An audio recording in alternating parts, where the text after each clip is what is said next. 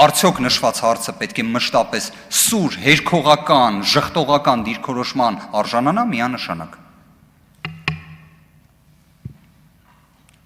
Վիլեն Գաբրիելը։ Շնորհակալություն։ Պարոն Ֆարմանյան, եթե դեմ չեք, գալու եմ ձեր սենյակ իրար հետ YouTube-ով մանգան գտնենք, որ այդքան էլ իրականությանը չի համապատասխանում ձեր ասածը։ Պարոն Վարդանյան, գիտեմ, այս թվերի ռեբուսին խիչ եք պատասխանել, որտեղ ճիշտ եմ ֆիքսել, որտեղ ասացիք թվերից լավ չեմ, հավանաբար դրա պատճառով։ Կատակը մի կողմ, նախև առաջ ուզում եմ ասեմ, որ ես ընդդիմադիր գործընկերների քաղաքական որոշումը առայն, որ իրանք ստանձնում են ազգային ժողովի պաշտոնները, որոնք որ իրենց համար սահմանված են, ողջունում եմ, որովհետև հարգելի ընդդիմադիր գործընկերներ, դա օգուտ է բացառապես ձեզ, որովհետև դա մեզ զրկում է ձեր ուղղությամբ հիմնավոր մեղադրանքից այն, որ դուք հրաժարվում եք օրենքով սահմանված ձեր լիազորություններից, որոնցով որ այդ թվում նաև մեզ պետք է մեր գործողությունները վերահսկեք։ Ողջունում եմ նաև պարոն Վարդանյան ձեր տեխնացությունը եւ շատ լավ է նաև որ Հակա Սաֆարովյան օրենքի շրջանակը դուք նոր նշեցիք, որտեղ հարցը հենց այդ ուղղությամբ է, քանի որ դուք եղել եք 8-րդ գումարման ազգային ժողովի падգամավոր։ Հիմա ինչու՞մն է եղել խնդիրը, դուք շատ ճիշտ եք ասում, որ այն ժամանակ օրենքներ էին գալի, որոնք որ մենք մերժում էինք։ Եվ պրոբլեմը եղել է, պրոբլեմը եղել է հետևյալը, որ օրենքը ունեցել է հենց այդպիսի անվանում, Հակա Սաֆարովյան օրենք, տենց էմոցիա, հասարակության համար բացասական նեգատիվ վերաբերմունք տվյալ անձի հանդեպ, ինչը որ շատ բնական է այդպես է պետքա լինի, բայց երբ որ այդ վերնագրի էջը թերթում էր, տակը զրո բովանդակություն, զրո մեխանիկա, զրո գործիքակազմ, տվյալ խնդրի շրջանակում։ Եվ այդ առումով հարցս հետևյալն է, պարոն Վարդանյան, չգիտեմ, եթե լիազորված եք, ասեք, եթե լիազորված չեք, կարծում եմ գործընկերներից մեկով որ լիազորված է, կամ չգիտեմ, կամ կերաշխավորի, կամ կխոստանա մեզ, որ այն բոլոր օրինագծերը, որոնք որ դուք բերելու եք ազգային ժողով ապագայում, լինելու են բացառապես բովանդակային եւ հիմնավոր։ Շնորհակալություն։ Արձագանքը առավել քան դյուրին է ինձ համար։ Մեր խմբակցության կողմից ելակետերը նախանշվել են։ Մենք այո Հայաստանի Հանրապետության քաղաքացու հայ մարդու կյանքի որակին, բարեկեցությանը, մտահոգություններին, ինչ որ կերպ արձագանքող նախաձեռնություններ պետք է ներկայացնենք։ Մենք առնվազն կարող եմ ասել, ունենք մեր խմբակցությունում ներկայացուցիչներ, որոնք ֆինանսական եւ տնտեսական ոլորտի կարող է նաեւ անհամեստ հնչի բացառիկ գիտելիքներ ունեն եւ դրա նաեւ իրական կիրառական փորձը։ Հետևաբար այն նախաձեռնությունները, որոնք ներկայացվելու են, իհարկե լինելու են այդ տրամաբանությամբ, բայց մյուս կողմից ուզում եմ ընդգծել, որ հենց ընդհանրապես գնահատողական դատողությունները պետք է թողնենք Հայաստանի Հանրապետության քաղաքացիներին։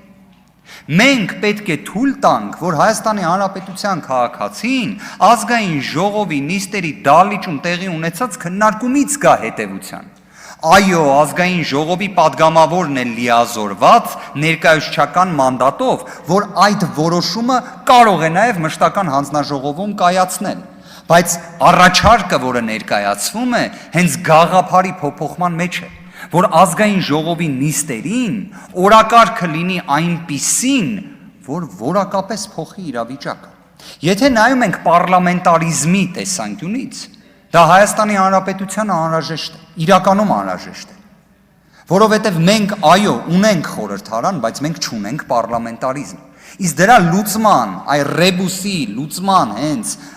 մեխանիզմներից մեկը ներկայացված առաջարկի մեջ է։ Դուք վերջում կարող եք օրինակ ձեր կողմից նախանշած հիմնավորումներով, պատճառաբանություններով դեմ քվեարկեք ներկայացված նախագծին, բայց ազգային ժողովի լիագումար նիստի շրջանակներում, այսինքն թող լինի կարծիքների բախումը, թող լինի մտքերի փոխանակումը, հենց դասական իմաստն էլ չէ դրա, ինչի համար է կոչվում մտքերի փոխանակում, որ լինի մի բան, որի շուրջ փոխանակենք։ Միշտ ինչ ենք տեսել, չէ վերջին ժամանակաշրջանում։ Կառավարության կողմից ներկայացվում են օրենսդրական նախաձեռնություններ, դրանք քննարկվում են ազգային ժողովում։ իրական մասշտաբային փոփոխություն ենթադրող նախաձեռնություններով ազգային ժողովի նույնիսկ իշխանական խմբակցության падգամավորները մասշտաբային հանդես չեն եկել։ Հանդես եկել են այլ բնույթի նախագծերով։ Հիմա պայմանական երթման տեքստի փոփոխումը ազգային ժողովի կանոնակարգ սահմանադրական օրենքում կառավարության նախաձեռնությունը չի եղել ազգային ժողովի կոնկրետ падգամավորների, բայց պատկերացրեք, եթե Հայաստանի Հանրապետության սոցիալ-տնտեսական, պետաիրավական եւ այլ ոլորտի ֆինանսա-բյուջետային տնտեսական հարցերի վերաբերյալ քննարկումների կիզակետը լինի հենց ազգային ժողովը եւ հենց ազգային ժողովն է գեներացնողը։ Բայց ինչ պարոն Գաբրիելյանին պետք է այդ մասշտաբային բանը չասեիք, մասշտաբային նախագծեր չներկայացնելու բանը, խնդրեմ, պարոն Գաբրիելյան։ Ես շնորհակալություն մարտահրավեր եմ դա համարում, ընդունում եմ այդ մարտահրավերը եւ ողջունում եմ։ Հենց տենց էլ պետք է լինի, բայց խնդիրը ինչումն է, էլի, պարոն Վարդևանյան, հարցը հենց դրա մեջ է։ Ես պայմանական ասեմ, բերում էիք նախագծեր 44 օրյա պատերազմի զոհված ընտանիքներին աջակցություն։ Ստեղ մեկը կա, կամ ընդհանրապես Հայաստանի Հանրապետությունում մեկը կա, որ կարող ասի, որ դա վատ գաղափար է, թե վատ միտք է։ Բացառված է տենց բաների, բայց հարցը հենց դրա մեջ է, էջը ֆրցնում էիր, տակը բան չկա գրած։ Իրավատեխնիկական նորմերի խախտումով, ամեն ինչ մեխանիկայի բացակայության գործիքակազմի դեմ էինք քվեարկում եւ ինչ էր տեղի ունենում, ասում էիք, այ մենք բերեցինք սենց մի հատ նախագիծ, իշխանությունները դեմ էին։ Հարցը հենց զուտ դրա մասին էր, էլի։ Պայմանավորվում ենք, որ երբ որ այդ վերնագրի էջը թերթենք, տակը լինելու է բովանդակություն, այո, որի շուրջ մենք միանշանակ պատրաստ ենք այդ թվում մասշտաբային ձեր ասած այդ քննարկումների։ Այսքանը շնորհակալություն։ Ես առնվազն չեմ կարող պնդել վերջին 4 տարիների ազգային ժողովի գործունեության տեսանկյունից ներկայացված օրենսդրական նախաձեռնությունների բովանդակության մասով, բայց մի բան կարող եմ պնդել։ Ես կներեք, բայց